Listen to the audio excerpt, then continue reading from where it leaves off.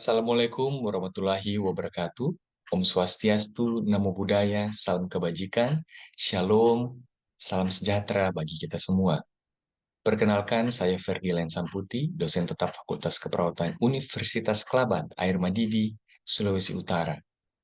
Saat ini saya akan memaparkan salah satu mata kuliah yang diampu, yaitu Emergency Nursing atau Keperawatan Gawat Darurat, sebagai bentuk unjuk kerja Tridharma Perguruan Tinggi, khususnya dalam bidang pengajaran, dalam memenuhi salah satu syarat sertifikasi dosen. Emergency Nursing merupakan mata kuliah wajib dengan bobot 4 SKS, 3 SKS teori dan 1 praktik, dengan beberapa mata kuliah persyaratnya yaitu keperawatan medikal bedah, anak, maternitas, dan jiwa. Bahasan mata kuliah ini yaitu tentang konsep dan perencanaan asuhan keperawatan yang etis, legal, dan peka budaya pada klien yang mempunyai masalah aktual dan risiko yang terjadi secara mendadak dan tanpa atau disertai kondisi lingkungan yang tidak dapat dikendalikan, serta kondisi klien yang mengalami kritis dan mengancam kehidupan. Setelah mengikuti kegiatan pembelajaran mata kuliah ini, mahasiswa diharapkan mampu menerapkan filosofi, konsep holistik, dan proses keperawatan kegawat daruratan, melakukan simulasi asuhan keperawatan, pendidikan kesehatan, mengintegrasikan hasil-hasil penelitian, melakukan simulasi pengelolaan asuhan keperawatan pada individu, melaksanakan fungsi advokasi dan komunikasi, serta mendemonstrasikan intervensi keperawatan dalam kegawat daruratan. Lingkup materi pembelajaran mata kuliah ini termasuk konsep dasar dan filosofi keperawatan gawat darurat, asuhan keperawatan gawat darurat trauma kepala, trauma dada, shock, elektrokardiografi, infark miokardium, trauma abdomen, trauma muskuloskeletal, bantuan hidup dasar, code flu, luka bakar, COVID-19, keracunan, pendidikan kesehatan, hasil-hasil penelitian, peran dan fungsi perawat, serta prosedur keperawatan gawat darurat.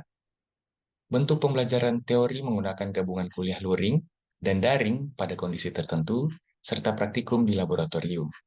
Pelaksanaan perkuliahan mata kuliah ini terbagi atas 22 kali pertemuan, di mana dalam seminggu diadakan 2 kali kelas teori, termasuk ujian tengah semester dan ujian akhir semester, serta seminggu sekali untuk praktik laboratorium. Metode pembelajaran menggunakan small group discussion, project-based learning, dan case study untuk membantu menstimulasi mahasiswa memecahkan masalah, serta demonstrasi dan simulasi untuk mempertajam keterampilan. Tugas mata kuliah berbentuk makalah dan presentasi asuhan perawatan gawat darurat, simulasi pendidikan kesehatan, serta pembuatan video prosedur kegawat daruratan seperti bantuan hidup dasar dan code blue. Proses penyebaran informasi dan materi perkuliahan, serta pengumpulan tugas menggunakan media Google Classroom dan Quizzes. Komunikasi di luar jam kelas dapat dilakukan secara langsung di ruangan dosen ataupun melalui sosial media dan email. Penilaian menggunakan kriteria dalam instrumen dan rubrik penilaian dengan teknik observasi, pre- dan post-class quiz, serta ujian tulis untuk UTS dan UAS sesuai kesepakatan di awal perkuliahan. Bobot penilaian mata kuliah ini, yaitu kehadiran dan sikap masing-masing 10%, sedangkan tugas, UTS, UAS, dan kuis masing-masingnya 20%. Secara keseluruhan, rencana pembelajaran semester atau RPS mata kuliah ini dirancang sesuai dengan kurikulum prodi yang mengacu pada kurikulum Asosiasi Institusi Pendidikan Nurse Indonesia atau AIPNU. Selanjutnya akan ditampilkan cuplikan pembelajaran mata kuliah keperawatan gawat darurat di kelas, khususnya pada pertemuan ke-14 terkait bantuan hidup dasar atau BHD. Wassalamualaikum warahmatullahi wabarakatuh. Salam sejahtera untuk kita semua. Shalom, Om Santi Santi Santi Om, Namo Buddhaya, salam kebajikan, dan selamat menyaksikan.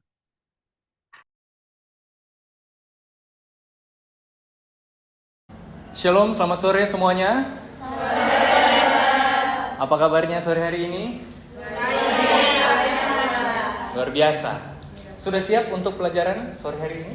Siap. Baik, untuk mendahului segala aktivitas pembelajaran kita sore ini, saya minta salah satu student untuk berdoa yang dipimpin oleh Jesa.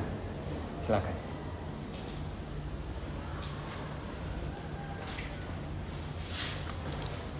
Let us pray. Our Father in heaven, we thank you for your blessing to each one of us until this time. Now, Lord, we want to start our class. Please bless us and please bless our teacher. In the name of Jesus we pray, amen. Amen. Thank you Jessa. Oke, baik. Sore hari ini kita akan mempelajari tentang bantuan hidup dasar. BHD.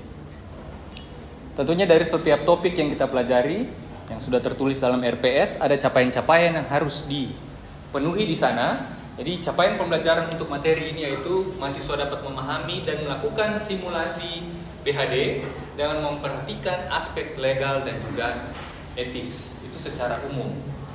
Kalau secara khusus ada beberapa yang lebih spesifik, yaitu mahasiswa mampu menjelaskan itu pengertian dan juga tujuan BHD, mengidentifikasi tanda-tanda henti jantung dan juga henti nafas. Selanjutnya bisa menjelaskan cara melakukan BHD dan melakukan langkah-langkah dari BHD. Tentunya yang tadi semuanya harus masuk dalam pokok bahasan. Hanya 3 saja intinya. Yang pertama adalah pengertian dan juga tujuan BHD. Kemudian yang kedua yaitu tanda-tanda henti jantung, henti nafas, dan langkah-langkah melakukan BHD.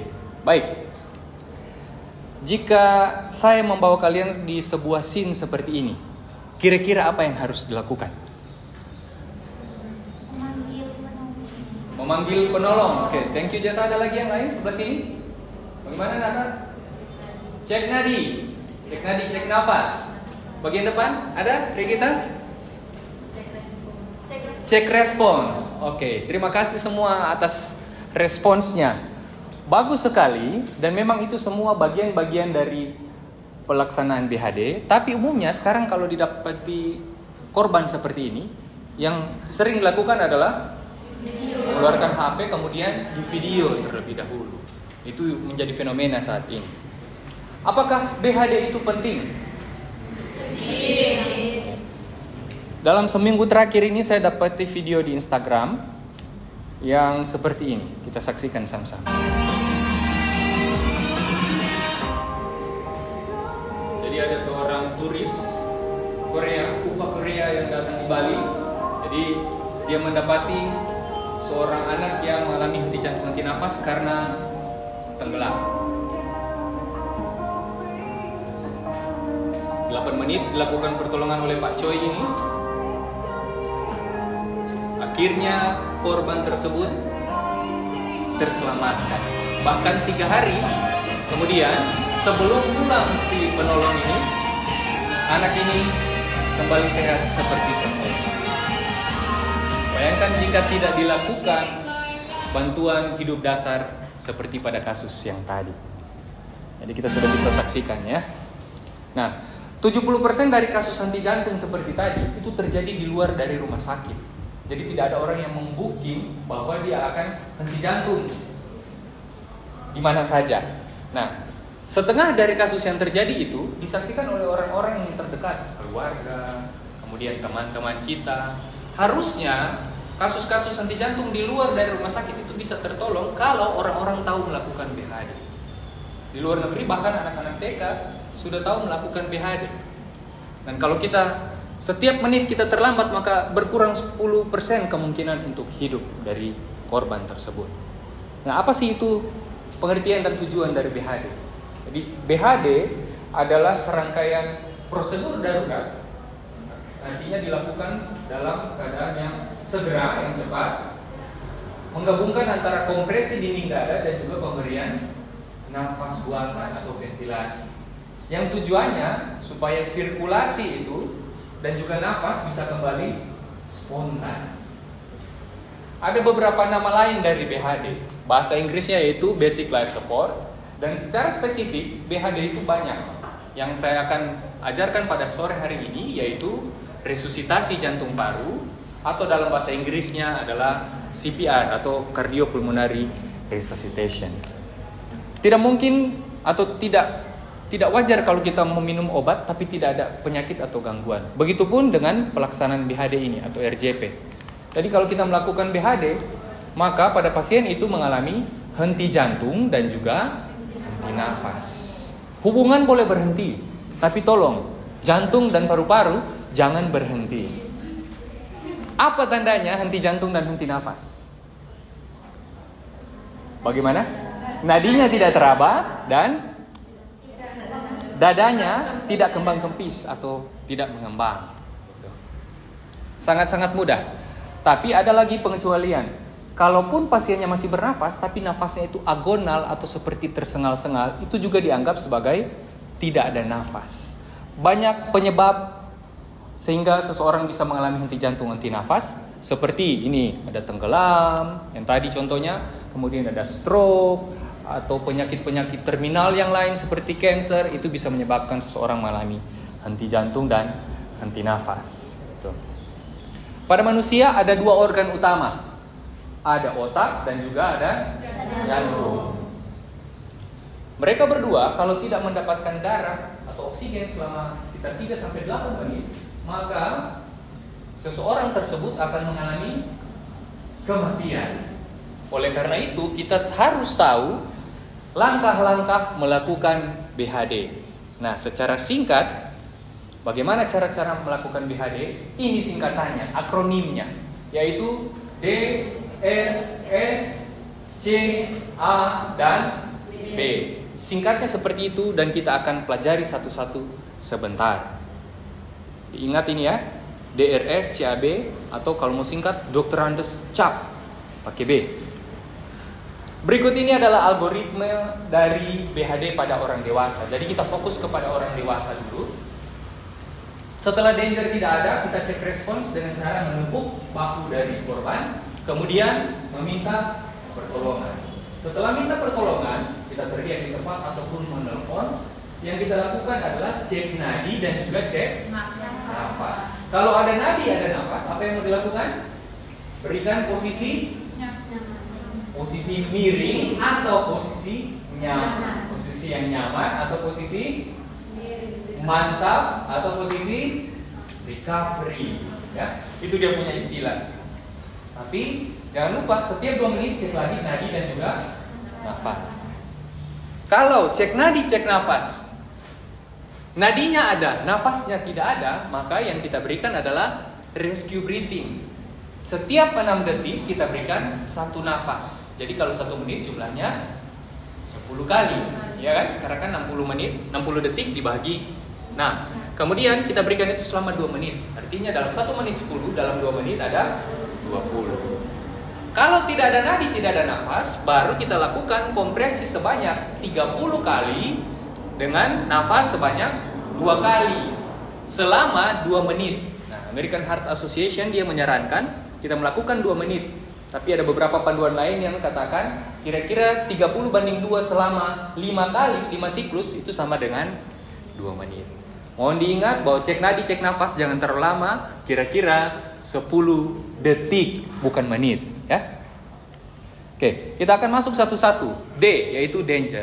Ada 3 aman di sana, yaitu aman mandiri atau aman penolong, kemudian aman lingkungan termasuk orang sekitar, dan juga aman pasien. Nah, bagaimana cara identifikasinya? Kita gunakan panca indera dengan melihat, kemudian mendengar dan cium. Bukan melihat, kemudian diraba dan diterawang. Nah, itu untuk uang palsu. Apalagi kalau dia diputar, dijilat dan celupin. Nah, tidak pas.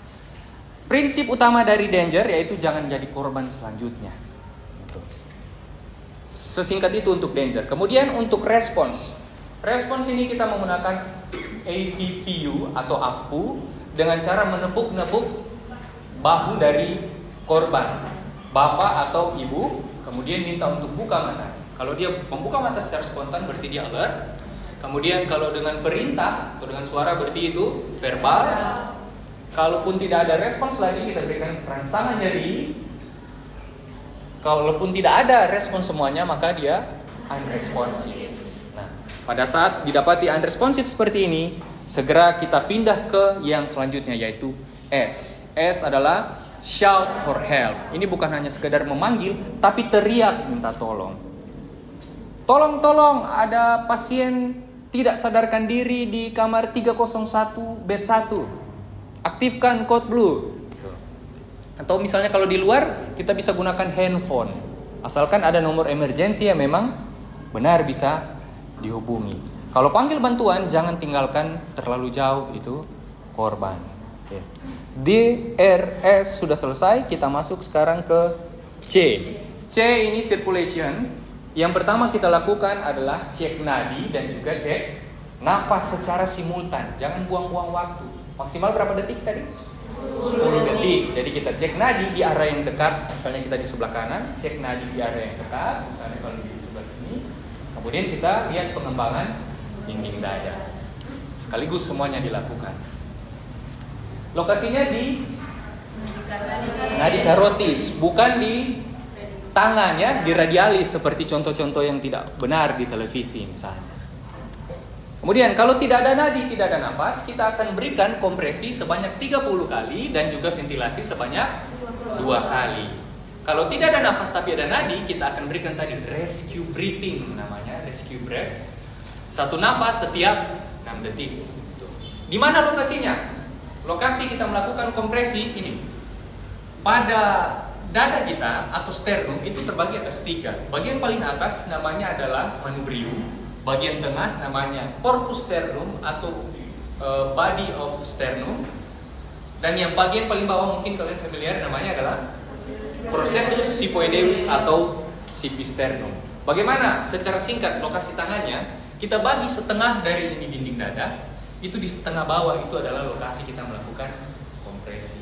Pada laki-laki mudahnya adalah garis imajiner antara nipple dextra dan juga nipple sinistra. Itu dia singkatnya. Posisinya itu harus tegak lurus. Jadi tangan dari penolong itu harus lurus supaya kekuatannya benar-benar dari bahu. Ada beberapa prinsip melakukan RJP yang berkualitas. Yang pertama yaitu kedalamannya 5 sampai 6 cm. Jangan meter ya, tembus nanti dadanya. Kemudian yang kedua, kecepatannya 100 sampai 120 kali per menit. Yang ketiga, complete recoil. Jadi dadanya setelah kita dorong dia akan kembali dan kita dorong kembali. Bouncing seperti itu dia. Kemudian minimal interupsi. Biasanya kecapean sementara melakukan kompresi, mau kasih ventilasi itu ada jeda. Nah, itu yang harus dicegah. Jangan kita melakukan interupsi yang terlalu banyak. Kira-kira seberapa cepat itu 100 sampai 120 kali per menit? Ada yang tahu? Kecepatannya kira-kira seperti ini dia. 1, 2, 3, 4, 5, 6, 7, 8. Kira-kira itu kecepatan 100 sampai 120 kali per menit. Tolong jangan dinyanyikan terlalu menghayati sehingga lupa dia punya perhitungan. Karena yang kita butuhkan adalah ritmenya yang tepat gitu ya. Oke. Berikan 30 kali kompresi. Setelah kita berikan 30 kali kompresi, kita akan lakukan pindah ke E sekarang, airway, yaitu buka jalan nafas. Bagaimana caranya? Lakukan head tilt dan chin lift kalau pasien non trauma ya. Kalau dia trauma maka akan lakukan jaw thrust gitu. Itu membuka jalan nafas. Musuh utama untuk di jalan nafas ada yang masih ingat di sini? Sumbatan. Sumbatan itu seperti pangkal lidah yang jatuh bunyinya jadi ngorok. Kemudian gargling karena ada cairan sehingga kumur-kumur, dan stridor karena ada penyempitan saluran nafas yang nama lainnya adalah crowing ya. Tuh. Ini adalah cara untuk melakukan head tilt dan chin lift ataupun melakukan jaw thrust. Nah, tadi kita sudah buka head tilt dan chin lift. Sekarang kita akan bersihkan dia punya jalan nafas. Bagaimana cara membersihkannya? Kita lakukan cross finger atau anak muda bilangnya saraneo. Kemudian lanjut dengan finger sweep atau kita sapuan jari kalau ada sesuatu yang kotor. Kalau ada cairan bisa pakai kain kalau di luar rumah sakit. Kalau di dalam rumah sakit kita gunakan suction untuk menyedot ya. Jadi kita akan berikan bantuan nafas setelah clear, setelah buka jalan nafas head tilt chin lift, kita bersihkan jalan nafas cross finger dan finger sweep. Selanjutnya kita berikan tiupan nafas 2 kali dengan jeda 1 detik. Bedakan dengan yang tadi ya, setiap 6 detik. Atau di rumah sakit kita bisa menggunakan back valve mask. Ini dia punya pelaksanaan. Jadi kita lakukan penekanan dinding dada 30 kali per menit, 30 kali dengan 2 kali kompresi dengan kecepatan 100 sampai 120 kali per menit. Setelah itu berikan bantuan nafas 2 kali, jedanya 1 detik. Mungkin ada dari kalian yang masih sering menyaksikan pemberian nafas mouth to mouth. Ini tidak seromantis yang dilihat, dan ini tidak terlalu disarankan, terutama pada masa-masa pandemi, karena dapat menyebarkan penyakit ya. Kapan kita akan melakukan evaluasi nadi dan juga nafas? Yang pertama, waktu pertama kali kita mengecek keadaan dari pasien. Kemudian yang kedua, waktu ada respons, misalnya muntah atau batuk, cek nadi dan cek nafas. Kemudian yang ketiga, bantuan yang lebih expert itu sampai. Jadi kita bisa berikan kesempatan mereka untuk melakukan pengecekan nadi dan juga nafas.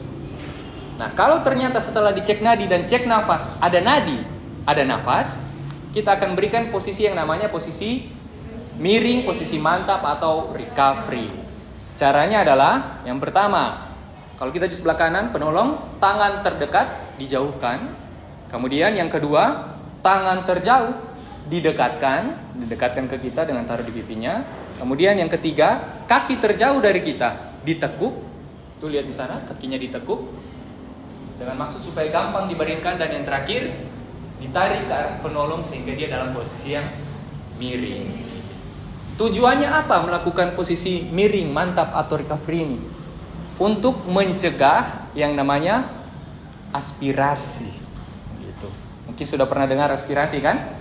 Aspirasi itu harusnya diberikan pada wakil rakyat, ya kan? Tapi kalau dia diberikan di jalan nafas, nyawa taruhannya. Jadi jangan salah ya. Oke. Selanjutnya, kapan kita akan berhenti melakukan CPR? Yang pertama, kalau ada tanda-tanda kehidupan seperti batuk, kemudian muntah, atau ada nadi, ada nafas. Jangan sampai ketagihan sudah hebat melakukan CPR, ada nadi, ada nafas, masih lagi suka. Yang kedua, kalau penolong kelelahan. Yang ketiga, kalau ada bencana. Jadi kalau ada bencana, jangan bilang bencana. Jadi harus menghindar. Jangan sampai kita menjadi korban selanjutnya. Yang terakhir, kalau ada tanda-tanda kematian, misalnya ada rigor mortis atau livor mortis, ternyata pasiennya sudah lama ditemukan meninggal, gitu, ya. Oke, sampai di sini ada pertanyaan? Oke, silakan, Nandri. Baik, terima kasih sudah menjelaskan dengan sangat baik. Dan namun saya ingin bertanya, pada saat memberikan kompresi selama 30 kali, selanjutnya tindakan yang harus dilakukan penolong itu apakah mengecek nadi atau melakukan pemberian nafas 2 kali? Baik, terima kasih. Terima kasih banyak atas pertanyaannya. Jadi setelah kita melakukan kompresi 30 kali, jangan dulu kita melakukan pengecekan, tapi kita harus memberikan bantuan nafas sebanyak 2 kali dengan jeda 1 detik. 30 kali banding 2. 32. Kira-kira 5 kali 32 baru kita lakukan cek nadi dan cek nafas. Gitu kira-kira ya. Oke. Kalau tidak ada pertanyaan, kita tiba di masa yang terakhir, di waktu yang terakhir ini tentang kesimpulan dari materi yang diberikan. Saya berikan kesempatan kepada Cesa untuk memberikan kesimpulan, merangkumkan apa kira-kira yang kita pelajari sepanjang sore hari ini. Oke, baik, terima kasih untuk kesempatan yang diberikan kepada saya. Pertama-tama saya ingin mengapresiasi Sir, mengucapkan terima kasih juga atas materi yang diberikan hari ini, sangat baik untuk kami sebagai seorang calon perawat nantinya. Dari materi yang telah disampaikan oleh Sir, dapat diambil kesimpulan bahwa BHD ini merupakan suatu hal yang sangat diperlukan, bukan cuma untuk tenaga medis, pelayan kesehatan, tapi juga pada orang-orang seperti warga masyarakat, karena di mana tujuannya dari BHD ini adalah untuk mengembalikan sirkulasi darah dan juga nafas spontan. Di mana orang-orang yang mengalami mengalami hal-hal yang seperti sudah dijelaskan oleh Sir tadi, di mana nadinya tidak teraba atau tidak terlihat kembang kepis dada, perlu dilakukan tindakan BHD. Dan sudah dijelaskan oleh Sir juga tadi, di mana langkah-langkah dari BHD ini terdiri dari 6, yaitu yang pertama danger. Danger di sini maksudnya adalah kita sebagai seorang perawat pertama-tama harus melakukan 3 aman. 3 aman di sini yaitu aman penolong, aman lingkungan, dan juga aman pasien. Kemudian ada R yaitu respons. Kita harus melihat juga respons daripada pasien. Kenapa? Jangan sampai kita sudah melakukan BHD, ternyata pasien sudah memberikan respons. Jadi hal yang harus kita lakukan yaitu kita harus menepuk bahu pasien dan juga meminta pasien untuk membuka mata. Atau bisa kita lakukan pengkajian AVPU yaitu alert, verbal, pain, dan juga unresponsive. Kemudian selanjutnya yaitu langkah selanjutnya yaitu meminta pertolongan pada orang lain atau shout for help, dimana walaupun kita sebagai seorang tenaga atau penolong pada pasien, kita juga harus meminta pertolongan dari orang lain. Kemudian ada circulation. Circulation di sini kita harus mengecek nadi dan juga nafas maksimal 10 detik. Dan juga jika terjadi hal-hal yang diinginkan, kita harus melakukan kompresi di bagian dada pada bagian setengah bawah. Dan dalam langkah-langkah ini tangan penolong harus tegak lurus. Kemudian ada airway. Airway di sini kita harus melakukan bukan jalan nafas, yaitu dengan melakukan teknik head tilt dan chin lift. Dan juga yang terakhir yaitu breathing. Breathing di sini kita harus melakukan cross finger, bahasa gaulnya itu sarangeo, dan juga finger sweep atau kita membersihkan bagian mulut pasien. Kemudian kita lakukan 2 kali nafas buatan, dan dalam 2 kali itu ada jeda setiap nafas 1 detik. Kemudian kita lakukan evaluasi, kita lihat apakah ada respon dari pasien, yaitu kita bisa melihat kembang kempis dadanya, dan juga kita lihat apakah ada nadi yang teraba, yaitu di bagian keratin.